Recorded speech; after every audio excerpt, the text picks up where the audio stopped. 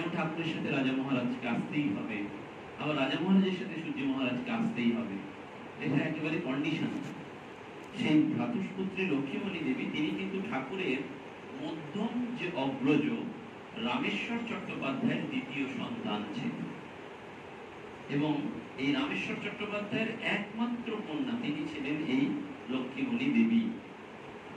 1270 বঙ্গাব্দের 30শে মাঘ, অর্থাৎ ইংরেজিতে 1864 খ্রিস্টাব্দের ফেব্রুয়ারি মাস, সরস্বতী পুজোর দিন বেলা 12টার সময় এই লক্ষ্মীমণি দেবী কামারপুকুরে পিতৃগৃহে জন্মগ্রহণ করেন, এবং লক্ষ্মীমণির চাইতে ঠাকুর বয়সে 28 বছরের বড় ছিলেন। সেজন্য ঠাকুরের ভ্রাতুষ্পুত্রী হিসেবে ভক্তমণ্ডলীর কাছে তিনি লক্ষ্মী দিদি নামে অভিহিতা ছিলেন। তার সুন্দর মুখশ্রী ছিল, চমৎকার তিনি দেখতে ছিলেন, এবং পাকা সোনার আভা ছড়ানো মনোরম গৌর বর্ণ ছিল। এবং ঠাকুরের যে ভাব সম্পদ তার অধিকারিণী রূপে অধ্যাত্ম জগতে তিনি আত্মমহিমায় প্রতিষ্ঠিতা ছিলেন। জন্ম অবধি তার ছিল নিষ্ঠা, সরলতা এবং ভক্তি বিশেষের মধ্যে দিয়ে তিনি বর্ধিত হয়েছিলেন, এবং ঠাকুর ও মায়ের শিক্ষা দীক্ষা লাভে পুষ্ট হয়ে সাধন ভজনে নিবিষ্ট হয়ে তিনি তপস্বিনী ভাব জীবনে অবলম্বন করেছিলেন। তপস্যা ছাড়া তো মানুষ, সাধন ভজন ছাড়া তো ভগবান লাভ হয় না, সেজন্য সাধন ভজনটা করতে হয়। আমরা অনেক সময় শাস্ত্রের অনেক কথা শুনি, এই পাঠ আলোচনা বক্তৃতা শুনি, কিন্তু দৈনন্দিন জীবনে আমাদের এই প্রয়োগটা হয় না। কিন্তু ভগবানকে পেতে গেলে এই দৈনন্দিন জীবনে সাধন ভজন ছাড়া তাকে লাভ করা যায় না। আবার সাধন ভজন করলেই যে তাকে পাওয়া যাবে তা কিন্তু নয়। এই সাধন ভজন করতে করতে তার কৃপাটা পেতে হয়। আমরা সবসময় ওই মনে রাখতে হয় যে সংসার কখনো আমাদের ছাড়বে না, কিন্তু আমাদেরই জোর করে সংসার ছাড়তে হবে, আমাদের ভক্ত হতে হবে। হরি মহারাজের একটা গল্প রয়েছে, জানেন তো, যে এক রাজা রানী ছিলেন। তো রাজা রানীর প্রতি খুব আসক্ত ছিলেন, কিছুতেই সম্পত্তি রাজকার্য এগুলো কিচ্ছু দেখছেন না, একেবারে বহাল তবিয়ত, কোনো দিকেই তার কিছু দৃষ্টি নেই। তো চারদিক থেকে কিন্তু কমপ্লেন রাজার কাছে যে রাজামশাই রাজ্যপাট দেখেন না, রাজকার্য পরিচালনা করেন না, কি করবেন। রানীমা বুঝতে পেরেছেন। তো রাজামশাই প্রত্যেকদিন খাবার সময় যখন বসতেন তখন রাজামশাইকে একটা বড় মাছের মাথা দেওয়া, আর ওই রাজামশাইয়ের খাওয়ার সময় কিন্তু একটা বেড়াল আসতো। সে বেড়ালটি এসে কিন্তু রাজামশাইয়ের কাছ থেকে, রাজামশাই যখন একটু মাথা দিতেন, ওই মাছের মাথাটা একটুখানি ভেঙে দিতেন, তখন ওই বেড়ালটা ওটা নিয়ে চলে যেত। তো একদিন দেখা গেল যে এরকম রাজামশাই বেড়ালটা এসছে, রাজামশাই তাকে মাথাটা দিচ্ছেন, তখন যখন দিচ্ছেন না তখন বেড়ালটা কিন্তু একটু মিউ মিউ করে এগিয়ে যাচ্ছে। রাজামশাই তাকে মারলেন, বেড়ালটা তাও কিছু করলো না, আবার একটু দুপা পিছিয়ে গিয়ে আবার চলে এলেন। রাজামশাই তখন খুব জোরে আঘাত দিলেন তাকে, প্রায় লাঠি পিটার, তাও কিছু হচ্ছে না। রাজামশাই তখন অবাক হয়ে যাচ্ছে, জানে কি ব্যাপার, এই বিড়ালটাকে তাড়াচ্ছি যাচ্ছে না, লাঠি দিয়ে মারছি যাচ্ছে না। তখন রানীমা পাশ থেকে এসে রাজামশাইকে বলছে, এতদিন লাই দিয়েছো, আজকে ওকে ভয় দেখালে ও যাবে না। আমাদের গল্পের তাৎপর্য হচ্ছে সংসারটাকে আমরা এতদিন ধরে খুব মনে মনে লালন পোষণ করেছি। আজকে আমি যদি হঠাৎ করে বলি সংসার ত্যাগ করবো, সংসার ছেড়ে দেবো, সংসার ছাড়বে না, এত সোজা নয়। সংসার আষ্টে পৃষ্ঠে আপনি যতই মনে করবেন যে এই সংসারের ভাব কমিয়ে দেবো, একটু ভগবানের দিকে যাবো, ততই দেখবেন আষ্টে পৃষ্ঠে আপনাকে জড়িয়ে দিচ্ছে, কর্তব্যের পর কর্তব্য আছে। কারণ এতদিন আপনি এই সংসারকে খুব বেশি লাই দিয়েছিলেন ওই বেড়ালটা। এখন সংসারটাকে আপনি যদি কাঁচকলা দেখান, সংসার কিন্তু আপনাকে ওই বেড়ালটার মতো মাথায় মারলেও এগিয়ে এগিয়ে আসবে। সেই জন্য বারবার ঠাকুর বলছেন যে কথামৃতে আছে, দেখবেন বিচার করতে হয়। তুমি সব কাজ করবে কিন্তু মনটা তাতে ফেলে রাখবে। সংসারীদের পক্ষে বারবার বলছেন যে আমি যদি সব ত্যাগ করতে বলি তাহলে গন্ডগোল, সব ত্যাগ এরা করতে পারবে না, কিন্তু মনে মনে বিচার করে ত্যাগ করতে হবে। এবং সেইটি কিন্তু এই বিচারটা আসবে কিন্তু এই সাধন ভজন জপ তপের দ্বারা। পূজনীয় গীতানন্দজি মহারাজকে আপনারা দেখেছেন, সবসময় জপ করতেন। জপ তো একদিন মহারাজকে জিজ্ঞেস করছেন তার সেবক, মহারাজ জপ করে কি পান? তখন বলছেন, জপ করে কিছু পাবো বলে তো জপ করি না, জপ করতে ভালো লাগে, আনন্দ হয় বলে জপ, কিছু পাওয়ার নেই, জপ করে ভালো লাগা আছে। জপ করে একটা আনন্দ আছে, জপের একটা রস আছে। সেজন্য ভগবানের যে তত্ত্ব, ভগবানের যে কথা, ভগবানের যে রূপ, যাই বলুন না কেন, ভগবত সম্পর্কীয় যা আছে তার একটা রস আছে। এই রসটা যদি কেউ নিংড়াতে না পারে তাহলে কিন্তু তার কাছে এটা নিরস। স্বামীজির কাছে সেই রকফেলার বলেছিলেন যে বিখ্যাত ধনকুবের ছিলেন। তো স্বামীজি কাগজ পড়ছেন, রকফেলার এসেছেন। তো রকফেলার দিকে স্বামীজি খুব একটা তাকাননি, পাত্তা দেননি যাকে বলে। তো রকফেলার একটু গর্ব অহংকার হয়েছে, বললেন আমি রকফেলার, আমার এই সব রয়েছে, তুমি আমার দিকে তাকাচ্ছ। তখন স্বামীজি রকফেলার দিকে একবার তাকিয়ে হুড়ুর করে তার জীবনের সব কথা বলে দিলেন। তখন রকফেলার অবাক হয়ে গেলেন। এবং স্বামীজি তাকে ইন্সপায়ার করলেন যে তুমি যাও, গিয়ে দান করো। রকফেলার প্রচুর দান করেছিলেন, এখনো বিদেশে আছে রকফেলার ফাউন্ডেশন, বিদেশে আমেরিকায় আছে। রকফেলার প্রচুর দান করেছিলেন এবং ফিরে এসে স্বামীজিকে বলেছিলেন যে থ্যাংক ইউ। স্বামীজি বললেন থ্যাংক ইউ তো তুমি আমাকে দিচ্ছ কেন? থ্যাংক ইউ কারণ না, স্বামীজিকে তিনি থ্যাংক ইউ দেন, তিনি চুপ করে দাঁড়িয়ে আছেন এবং তারপরে বললেন স্বামীজি আমি এত সেবা টেবা করছি, আপনি আমাকে থ্যাংক ইউ দেবেন না? তখন স্বামীজি বললেন থ্যাংক ইউ তো তোমার আমাকে দেওয়ার কথা, কারণ আমি তোমাকে এই পথটা জানিয়েছি। সেইখানে স্বামীজি পরবর্তীকালে রকফেলারকে বলেছিলেন যে জগৎটা একটা কমলা লেবুর মতো, এই কমলা লেবুটার থেকে রস নিংড়ানোর উপায়টা আমার জানা আছে, তোমাদের সেটা জানা নেই। সেই জন্য এই জগৎটাকে তোমরা ভোগ করতে পারছো। আমরা জগৎটাকে যে ভোগ করার চেষ্টা করছি সেটা স্থূল দিক থেকে, সেজন্য সেটা চলে যাচ্ছে। জানবেন যে কোনো ইন্দ্রিয় গ্রাহ্য স্থূল জিনিস সেটা টেম্পোরারি, সেটা পার্মানেন্ট। একটা রসগোল্লা খাবেন, সেই রসগোল্লার আনন্দ কতক্ষণ থাকে? ওই যতটুকু খেলেন তারপরে সেটা চলে যাবে। এমনকি ঠাকুর কথামৃতে বলছেন, আপনারা সকলের বয়স্ক বলে বলতে পারেন, এই ঠাকুর বলছেন না, স্বামী স্ত্রীর যে মিলন সুখ সেটা ঈশ্বর লাভ হলে এই এক একটা লোমকূপ দিয়ে সেই রমণ সুখের সুখ অনুভব, এক একটা লোমকূপ কোটি কোটি আনন্দ হয়। এটি বলছেন শ্রীরামকৃষ্ণ। ভগবত তত্ত্ব এত, সেজন্য এই লক্ষ্মীমণি দেবী সেই তপস্বিনী ভাবে একেবারে শীর্ষে বিরাজমানা ছিলেন। এবং শৈশবে যে কোনো কারণেই হোক লক্ষ্মীমণি দেবী সর্বদা কাঁদতেন। তার এই কান্নায় বিরক্ত হয়ে তার জ্যেষ্ঠ তাত রামকুমারের পুত্র বালক অক্ষয় একদিন সকলের অসাক্ষাতে গোপনে গ্রামস্থ শ্মশানে ভূতির খালে রেখে এসেছিলেন। এবং সেখানে শিশু লক্ষ্মীমণি দেবী এক রাত্রি পড়ে থাকার ফলে তার কান্না অটোমেটিক্যালি বন্ধ হয়ে যায়। এবং লক্ষ্মীমণি দেবী ব্রাহ্ম পাঠশালায় বর্ণ পরিচয় অনেকটা করেছিলেন এবং পরবর্তীকালে শ্রী শ্রী মা তার সঙ্গে বর্ণ পরিচয়ের প্রথম ভাগ করেছেন। পরে দক্ষিণেশ্বরে বসবাসকালে ঠাকুর কালীবাড়ির ভান্ডারী পীতাম্বর সামন্তর 11 বছরের ছেলে শরৎকে লক্ষ্মীমণি এবং শ্রী শ্রী মাকে পড়াবার ভার দেন। এবং লক্ষ্মীমণির দ্বিতীয় ভাগ পড়া শেষ হলেই ঠাকুর তার বন্ধ করে দেন এবং বলেছিলেন আর পাঠের দরকার নেই, রামায়ণ মহাভারত ভালোভাবে পড়লেই সম্ভব, মানে এইটুকু হলেই হবে, আর বেশি পাঠের দরকার নেই। ঠাকুর গ্রন্থকে বলতেন না গ্রন্থি, বেশি পড়লে কি হয় না ওই পাশ কি হয় না লোকশিক্ষার যে পাশ, সেই পাশগুলো আটকে রেখে দেয়, মানুষকে এগোতে দেয়। পণ্ডিত, সেই জন্য ঠাকুর কিন্তু পণ্ডিতকে একদম পছন্দ করতেন, যে কোনো পণ্ডিত, কারণ বলছেন পণ্ডিত এলেই আগে ঠাকুর দেখতে যেতেন সেই পণ্ডিতের ভেতরে অহংকার গজগজ করছে।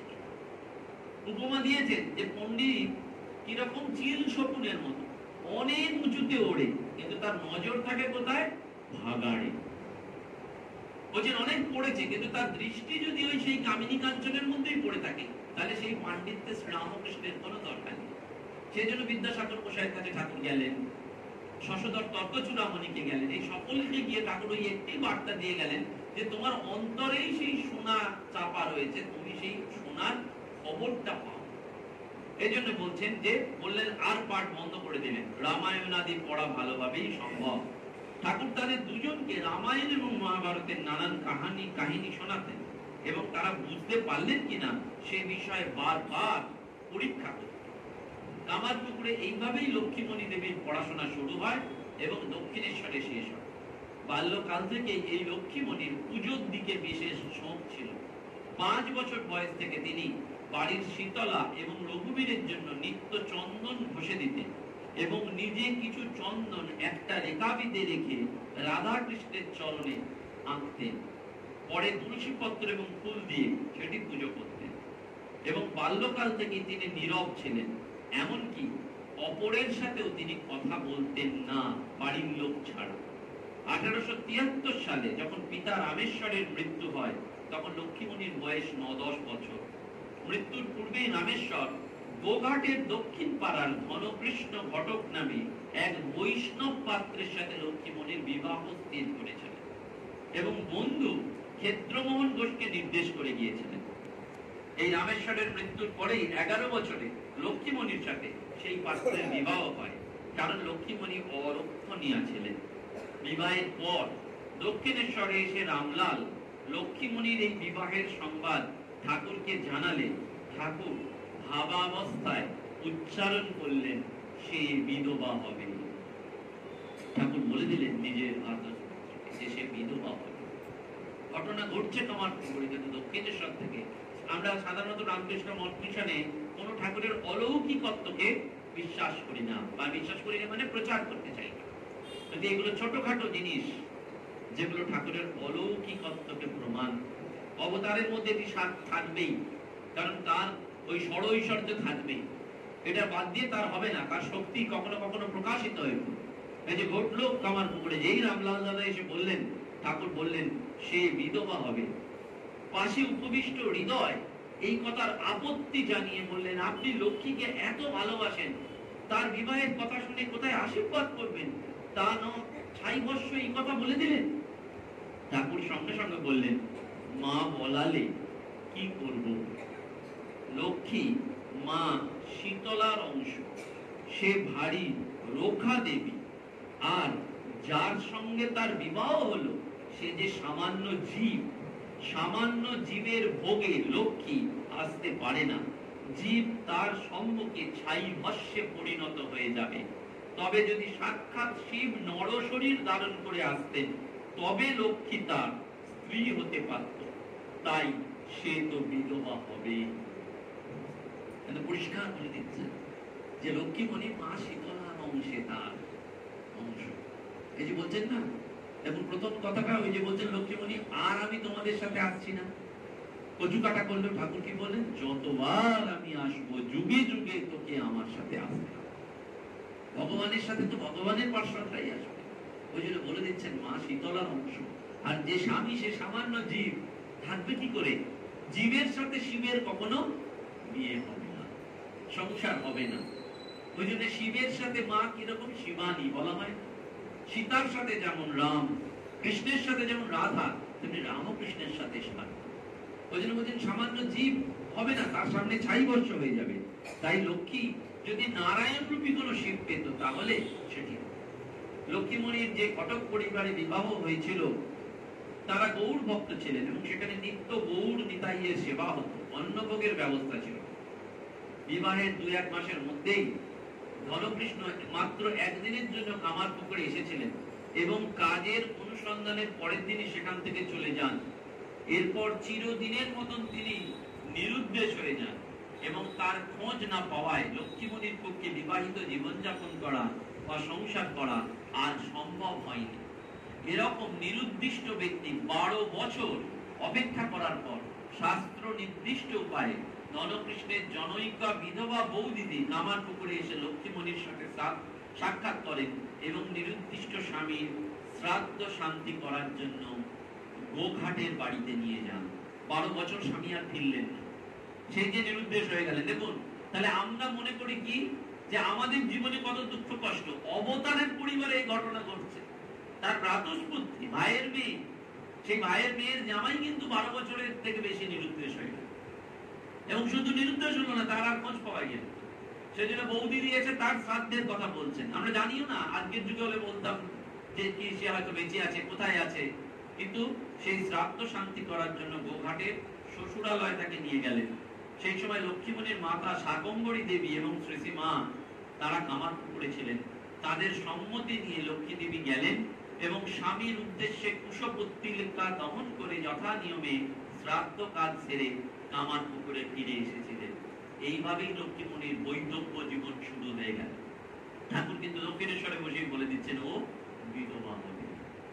এই যে দৈব, সেজন্য জানবেন যে কোনো জিনিস সাকসেস হতে গেলে না 5টা জিনিস দরকার হয়। বারবার বলে যে কোনো কাজ সাকসেসফুল হতে গেলে, সফল হতে গেলে 5টা জিনিস দরকার হয়। বলা হয় অধিকর্তা, করণ, চেষ্টা এবং সর্বশেষ হচ্ছে দৈব। এই যে অধিকর্তা কোথায় হচ্ছে, কে করছে, কি দিয়ে করা হচ্ছে, তুমি চেষ্টাটা কি করছো, অর্থাৎ তোমার দিক থেকে কোনো চেষ্টার খামতি নেই তো। আর সর্বশেষ হচ্ছে সবকিছু হলো, কিন্তু দৈব যদি ফেভারে না হয় তাহলে সেই কাজে আপনি সফল হবেন না, যে কোনো কাজে। সেই জন্য দৈবকে সবসময় সঙ্গে রাখতে হয়। মথুরবাবু যেতেন এদিক ওদিক, একবার কোথাও যাবেন, জগদম্বা স্ত্রী জগদম্বার খুব সন্দেহ। তিনি মথুরবাবুকে বললেন, বাবাকে সঙ্গে নিচ্ছ তো? বাবা যদি সঙ্গে থাকে তাহলে আমার চিন্তার কোনো কারণ নেই। কেন? উনি জানেন ভগবানকে সঙ্গে দিলে আমার স্বামীর কোনো বিপদ হবে না। এই জন্য ভগবানকে সবসময় সঙ্গে নিয়ে চলা দৈব যে কোনো কাজে। আপনি একটা চা বসাতে গেলেও ভগবান যদি ফেভারে না থাকে তাহলে দেখবেন চাটা যতই আপনি চেষ্টা করুন, ভালো চা দিন, চা পাতা দিন, জল ফুটুক, দুধ দিন, হবে না।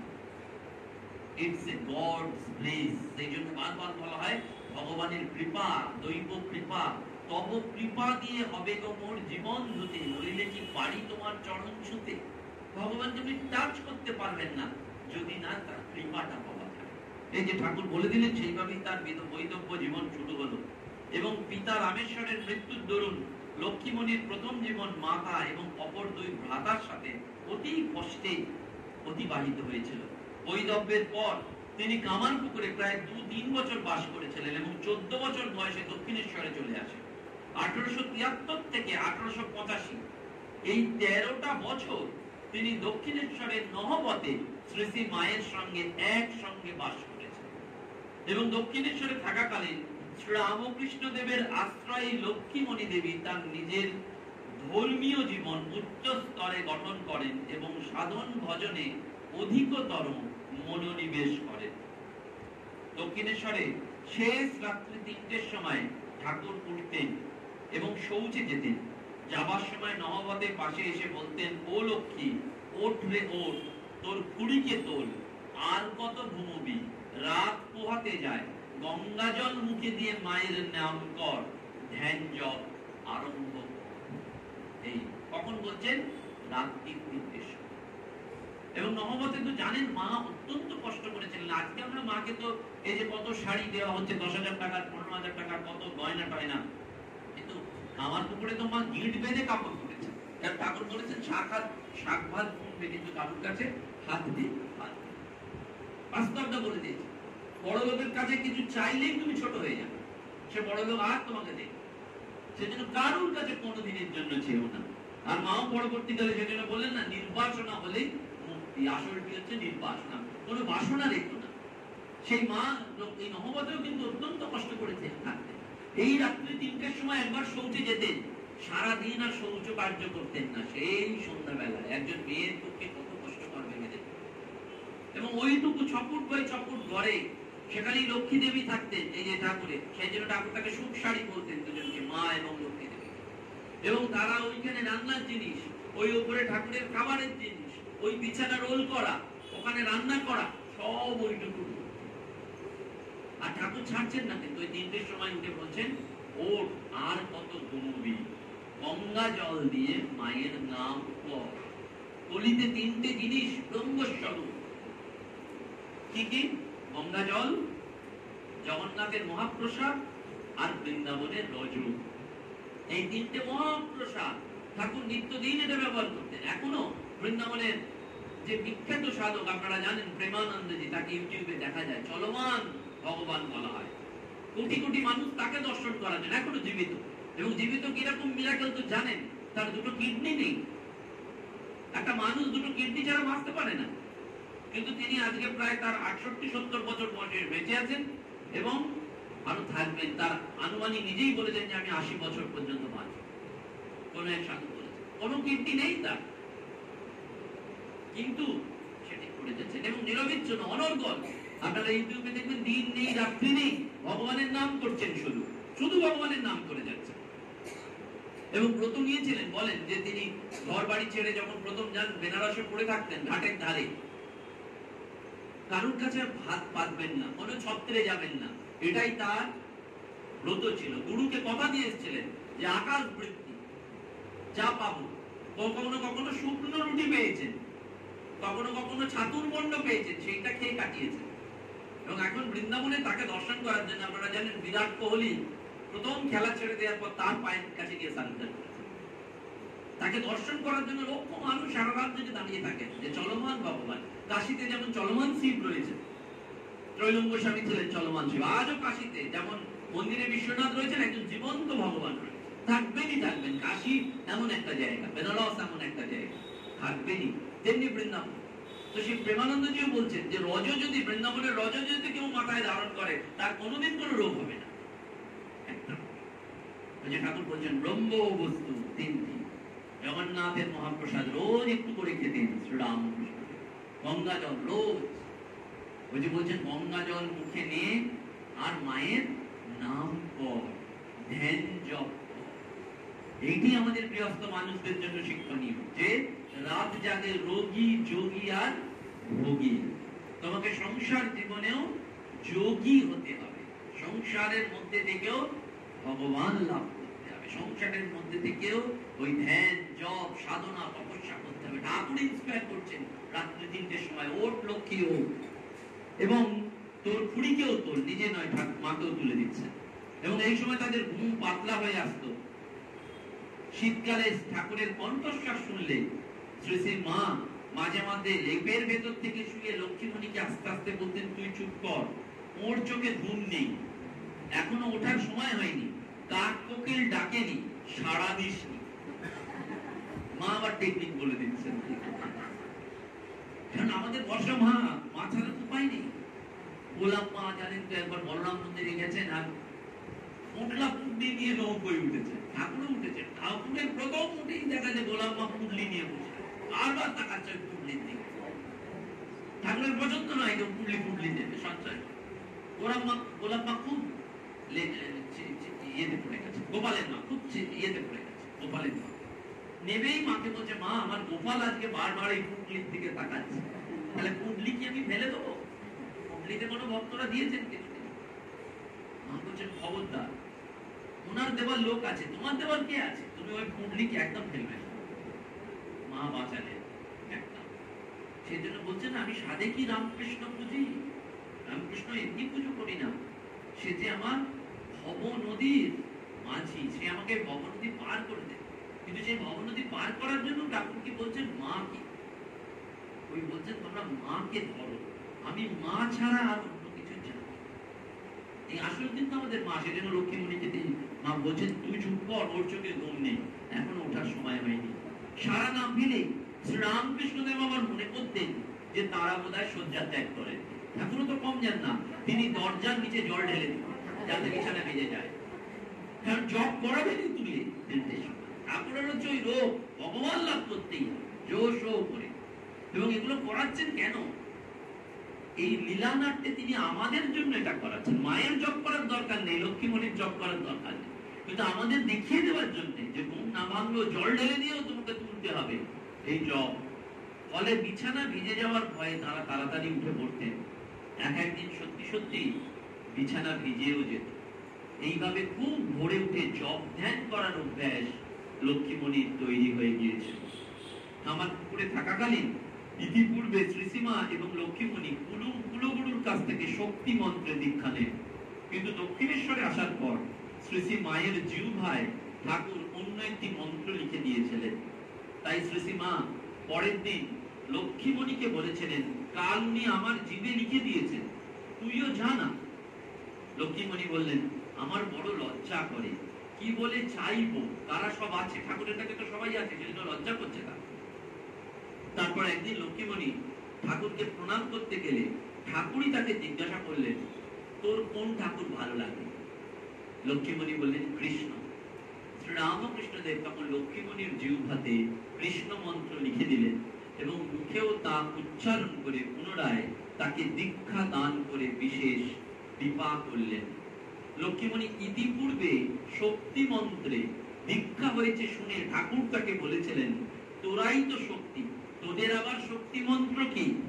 শক্তিরা সব কৃষ্ণ মন্ত্রী, অর্থাৎ কৃষ্ণ আর কালী এটা কিন্তু আলাদা নয়, এটা বুঝতে হবে। দেখবেন আমাদের বীজ মন্ত্রে সেই জন্য বৈদিক মন্ত্র আছে, শক্তি মন্ত্র আছে। আমরা তো বীজ মন্ত্র কেউ উচ্চারণ করতে পারি না সর্বসমক্ষে, কিন্তু প্রত্যেকে মনে মনে দেখবেন তার মধ্যে বৈদিক পাঠও রয়েছে আর শাক্ত পাঠও রয়েছে। সেই জন্য আমাদের বীজ কিন্তু খুব পাওয়ারফুল। রামকৃষ্ণ মিশনের যে বীজ মন্ত্র, এই পড়ো ঠাকুর বলছেন এটা একবারে অ্যাটম বোমের মতো। লক্ষ্মীমণির গলায় তখন এক গাছি তুলসীর মালা, ঠাকুর তাকে বলেছিলেন মালা রাখবি, তোকে বেশ মানায়। পরে একদিন ঠাকুর তাকে আরো বলেছিলেন, ঠাকুর দেবতা যদি স্মরণে না আসে তো আমায় ভাববি, তাহলেই সব হবে। এই আসল কথাটি বলে দিলেন যে এত কিছু করতে হবে না বাবা, এইখানে স্মরণটি রাখলেই হবে। ঠাকুরের এটাই ফান্ডামেন্টাল কথা, আমি কে আর তুমি কে, আর তোমার সাথে আমার সম্পর্ক কি, এটা যদি বুঝতে পেরে যাও তাহলে আর তোমার কোনো চিন্তা নেই। স্মরণ মননটা হচ্ছে তো এই আসল হচ্ছে স্মরণ মনন। এবং তিনি লক্ষ্মীমণিকে বলেছিলেন, ধর্ম কর্ম যা সব ঘরে বসে করবি, বাইরে তীর্থে তীর্থে একলাটি ঘুরে বেড়াবি না, কার পাল্লায় পড়বি কে জানে।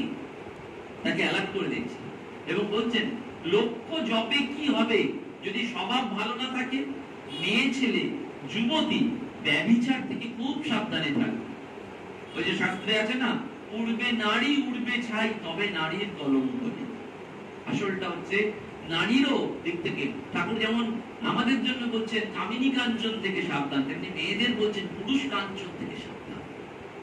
পরিষ্কার বলছেন মেয়েদের যে হাজার ভক্তিমতী হলেও, হাজার ভক্তিমান হলেও, তোমার সামনে যদি তোমার পিতাও আসে তুমি তাকেও বিশ্বাস করো, বাবাকেও বিশ্বাস করতে পারো, ছেলেকেও বিশ্বাস করতে পারো, হাজার নারায়ণ বেশ ধরে এলেও নয়, এতটাই। অর্থাৎ স্বামী স্ত্রী যেখানেই একসঙ্গে থাকবে, ছেলে পুরুষ যেখানেই একসঙ্গে থাকবে, সেখানেই ব্যভিচার, সেখানেই একটা পতনের সম্ভাবনা। খুব অ্যালার্ট হয়ে থাকা। সেদিন বলছেন না, মেয়ে ছেলে যুবতী ব্যভিচার থেকে খুব সাবধান থাকবে। লক্ষ্মীমণি শ্রী রামকৃষ্ণদেবকে প্রণাম করলেই তিনি বলতেন, গোবিন্দের চরণে ভক্তি হোক। সংসারে আজন্ম বৃত্তিষ্ঠা বশত লক্ষ্মীমণি একবার পুনর্জন্ম বিষয়ে ঠাকুরকে বলেছিলেন, আমায় তামাক কাটা করলেও আমি আর আসবো। ওই যে পুনর্জন্ম। তখন ঠাকুর বললেন, যাবি কোথায়, কলমির দল টানলেই আসতে হবে। এবং নিজের সম্পর্কে তিনি বলেছিলেন, আমি 100 বছর পৃথিবীতে আছি।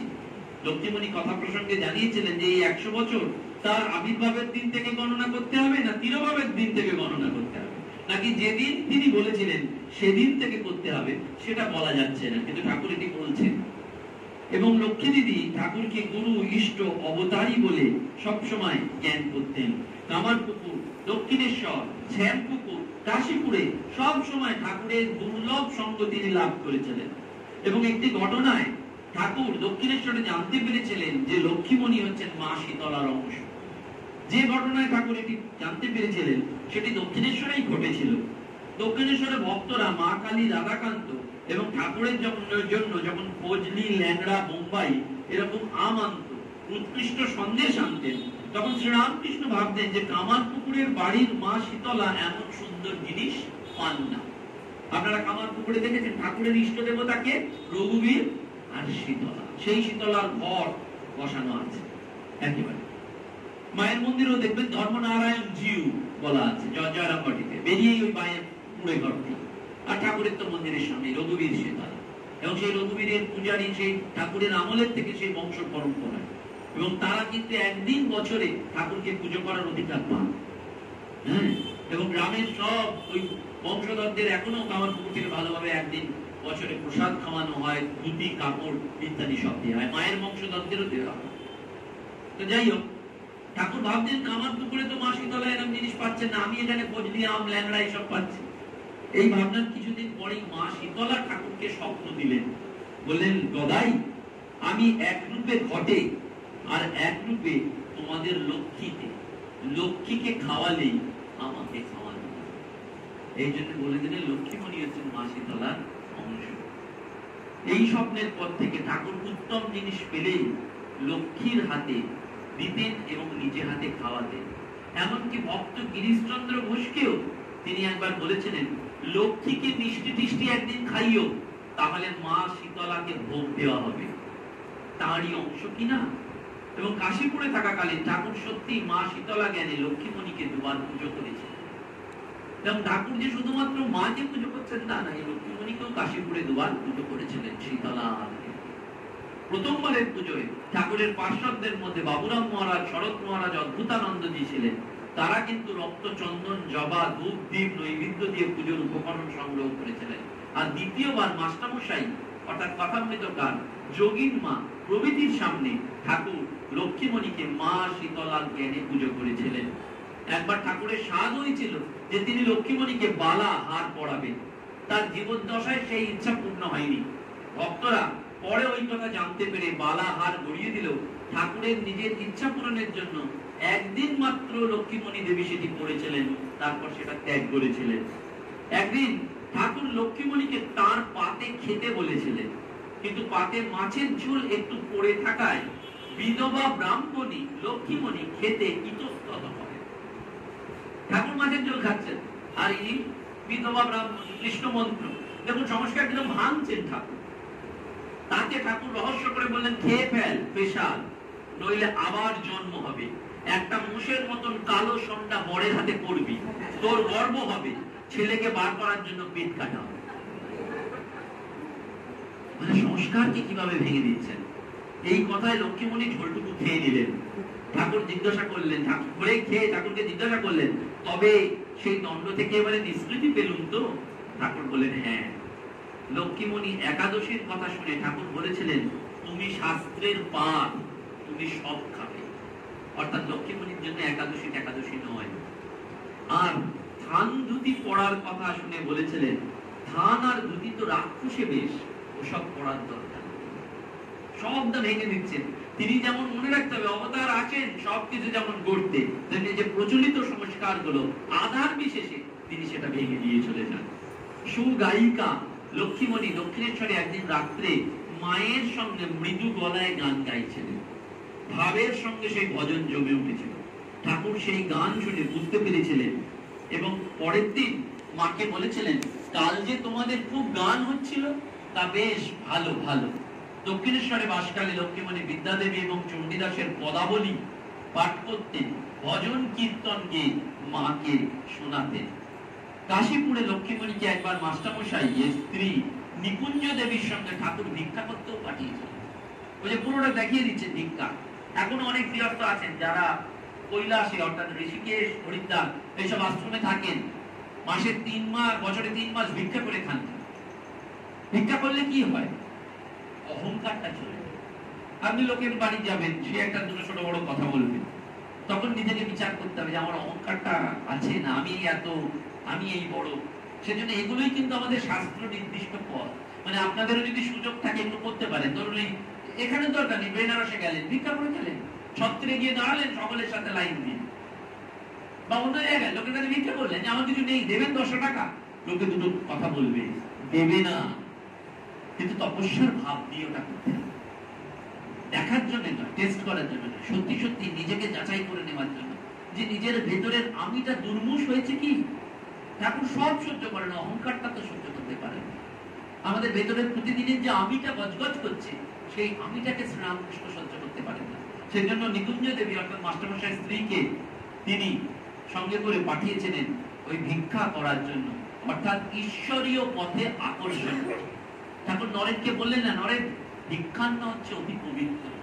আজও দেখবেন বেলুড় মঠে সন্ন্যাসের পর কি হয়, ওই নতুন নবাগত সন্ন্যাসীরা সব 3টে দরজা দিয়ে ভিক্ষা করতে, এবং সেই ভিক্ষা যত জন 44, 45 জন, 50 জন যে ভিক্ষা করে আনেন, একটা বিরাট পাত্রে সব ভিক্ষা মিশিয়ে দেওয়া হয়।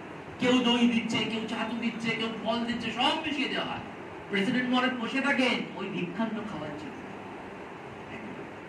স্বয়ং ঠাকুর বসে থাকেন ওই ভিক্ষা। সব রকম তো একসাথে সে একটা বিশাল মন্ড টাইপের তৈরি হয়, সেটা কিন্তু খাওয়ার জন্য। কারণ ভিক্ষান্ন হচ্ছে অতি পবিত্র, অতি শুদ্ধ এবং অহংকার শূন্য। সেই জন্য ভিক্ষান্ন ঈশ্বরের পথে এগোনোর জন্য। তিরোভাবের পূর্বে শ্রী শ্রী মাকে ঠাকুর বলেছিলেন, লক্ষ্মীকে একটু নজরে রেখো, সে করে খাবে, তোমাদের উপর ভার হবে। ঠাকুরের যেদিন মহাপ্রয়াণ ঘটে সেদিনের কিছু সময় আগেই কাশীপুরে ঠাকুর বালিশে ঠেস দিয়ে চুপচাপ বসেছিলেন। শ্রী শ্রী মা ও লক্ষ্মী দেবী কাছে যেতেই ঠাকুর বলেছিলেন, মাকে, এসেছো? দেখো আমি যেন কোথায় যাচ্ছি, জলের ভেতর দিয়ে, অনেক দূর। এই কথা শুনে মা কাঁদতে শুরু করেছিলেন। আর ঠাকুর বললেন, তোমাদের ভাবনা কি? যেমন ছিলে তেমন থাকবে, আর এরা নরেন আমাকে যেমন রেখেছে করেছে তোমাকেও তেমনি করবে। লক্ষ্মীটিকে দেখো, কাছে রেখো। অর্থাৎ এই লক্ষ্মীমণি দেবী যখন ঠাকুরের কিন্তু একেবারে মায়া মমতা, লক্ষ্মীটিকে রেখো, মাকে বলছে, ওকে দেখো, কাছে রেখো। ঠাকুরের তিরোধানের পর শ্রী শ্রী মা এবং লক্ষ্মীমণি দেবী প্রথমেই খামার পুকুরে থাকতেন। পুজো পার্বণে জয়রামবাটিতে যেতেন মাঝে মাঝে, এবং রামলালের পত্নী বিয়োগ হলে তিনিও ভগ্নী লক্ষ্মীমণিকে তার নিজের দক্ষিণেশ্বরের বাড়িতে নিয়ে আসেন। শ্রী শ্রী মা একসময় বাগবাজারে বলরাম বাবুর বাড়িতে যাদের মন্ত্র দিতেন তাদের বলে দিতেন যে ছাদের উপরে যাও, সেখানে লক্ষ্মীর কাছে গায়ত্রী জপ করার নিয়মটা শিখে নাও। অর্থাৎ মা মন্ত্রটা দিতেন, কিন্তু জপ করার প্রসেসটা শেখাতেন কে? এই লক্ষ্মীমণি দেবী। এবং ঠাকুরও তার শরীর ত্যাগের 4-5 দিন আগে তার হাতের ইষ্ট কবচটি তিনি লক্ষ্মীমণির কাছে গচ্ছিত রেখেছিলেন। শ্রী শ্রী মা সেটা চাওয়ায় পরবর্তীকালে লক্ষ্মীমণি দেবী মাকে সেই কবচটা দিয়ে দিয়েছিলেন। একবার কামারপুকুরে জনৈক ভক্ত শ্রী শ্রী মার সঙ্গে কথা কইছিলেন, সেখানে লক্ষ্মীমণিও উপস্থিত ছিলেন। ভক্ত বিদায় নেওয়ার সময় শ্রী শ্রী মা তাকে বলেছিলেন, আমায় ডাকিস। তারপরেই আবার বললেন, ঠাকুরকে ডাকো, তাকে ডাকলেই সব হয়ে যাবে। এই কথা শুনে লক্ষ্মীমণি দেবী শ্রী শ্রী মাকে জিজ্ঞাসা করলেন যে, মা তুমি এই মুহূর্তে বললে আমায় ডাকিস, আবার পর মুহূর্তেই বলছো ঠাকুরকে ডাকো, অর্থাৎ তুমি আর ঠাকুর কি অভিন্ন? তারপরেই সেই ভক্তটিকে লক্ষ্মীমণি বললেন, ঠাকুর আর কে, তুমি মাকেই ডাকো। তোমার বড় ভাগ্য যে মা তোমাকে এই কথা বললেন, তুমি মাঝে মধ্যেই দেখো।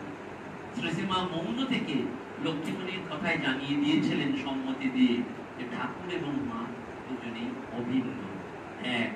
ঠাকুরের তিরোধানের পর শ্রী শ্রী মা যখন গোলাপ মা, যোগিন মা, নিকুঞ্জ দেবী, বলরাম বসুর স্ত্রী প্রভৃতির সঙ্গে বাগবাজারে বেশি ঘনিষ্ঠ হয়ে পড়েন, তখন লক্ষ্মীমণি ক্রমে ক্রমে তার কাছ থেকে সরে সরে এসে দক্ষিণেশ্বরে বসবাস শুরু করেন। এবং মা রামলালকে বলেছিলেন লক্ষ্মীকে পাঠিয়ে দিবেন, সে এখানে থাকতে আমার বেশ ভালো লাগবে।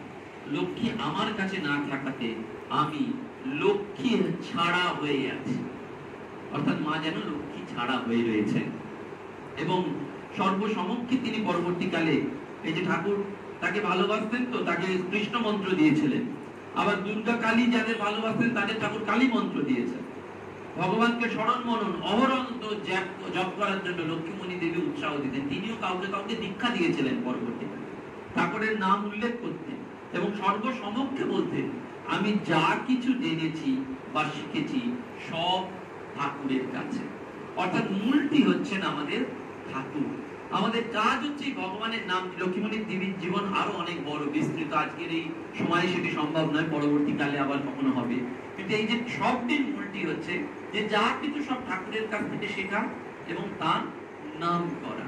আমরা কিছু পারি আর নাই পারি, তার নামটা যেন করে যেতে পারি। এবং একটি গল্প বলে শেষ করব। এক ব্রাহ্মণ রোজ গীতা পাঠ করতেন, কিন্তু কোনো গীতার শ্লোক মনে রাখতে পারতেন।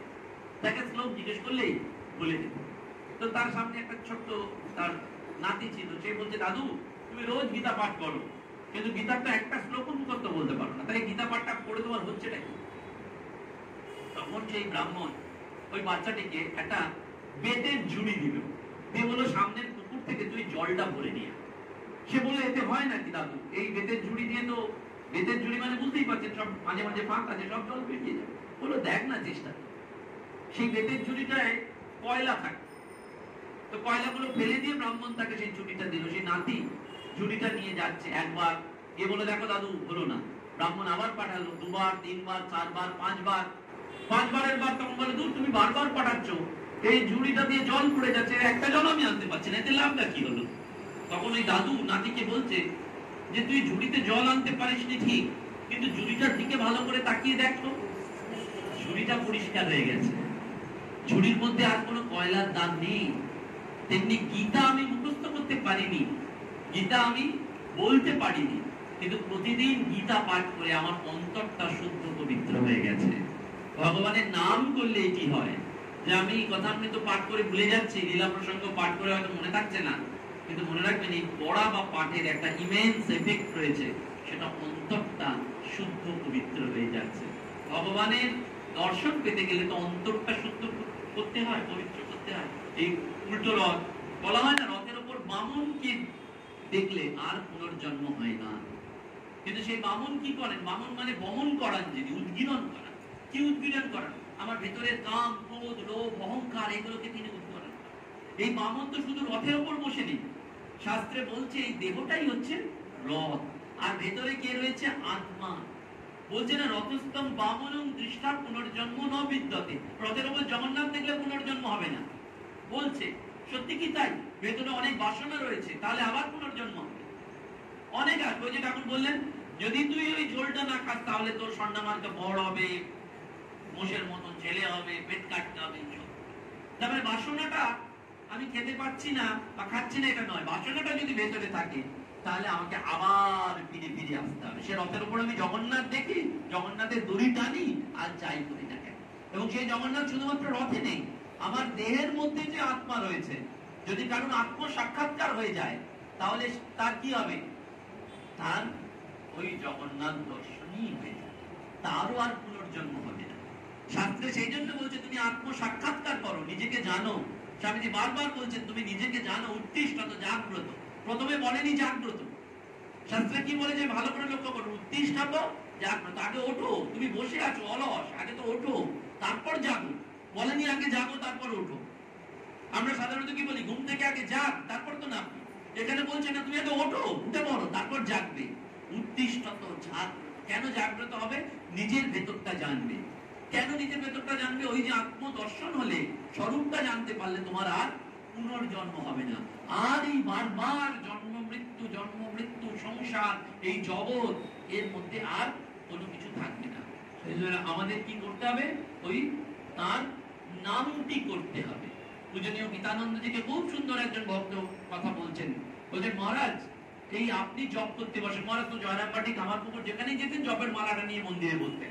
আর মন্দির মানে তো বুঝতে পারছেন, কেউ এই কথা বলছে, পেছন দিক দিয়ে চিৎকার চেঁচামেচি হচ্ছে, ইত্যাদি ইত্যাদি। তো একজন বলছেন মহারাজ আমরা জপ করতে বসলে মনটা কনসেন্ট্রেট করতে পারি না, আর আপনি জপ করতে বসলে তো কনসেন্ট্রেট করেন কি করে? তখন মহারাজ বলছেন তোমাদের মনটা বিক্ষিপ্ত থাকে, ছড়িয়ে থাকে, তোমরা মনটাকে জোর করে টেনে এনে ঠাকুরের দিকে বসাতে চাও, তাই বাইরে কোনো আওয়াজ হলে, কথা বললেই তোমাদের বিক্ষিপ্ত মন ওই দিকে পাল্টায়। কিন্তু আমার মন সবসময় ভগবানে পড়ে রয়েছে, তাই বাইরে কেউ কোনো কথা বললো, আওয়াজ করলো, সেটা আমার কানে প্রবেশই করে। বারবার বলছেন সেই জন্য। কেউ যখন জিজ্ঞেস করছেন মহারাজ জপ করতে বসলে মন বসে না, উনি বলছেন মন বসার দরকার নেই, তুমি মনটা যদি ভগবানের দিয়ে দাও তাহলে জপ করতে করতে অটোমেটিক্যালি মন শান্ত হয়ে যাবে। তোমাকে জোর করে মন শান্ত করতে হবে না, মনটা শুধু ভগবানে দিয়ে রাখতে হবে। আমরা সব কাজ করব, কিন্তু ভগবানকে যেন কখনো না ভুলি। এইটুকু নিবেদন করে সকলকে প্রণাম জানিয়ে আজকের অনুষ্ঠান এখানে শেষ করলাম।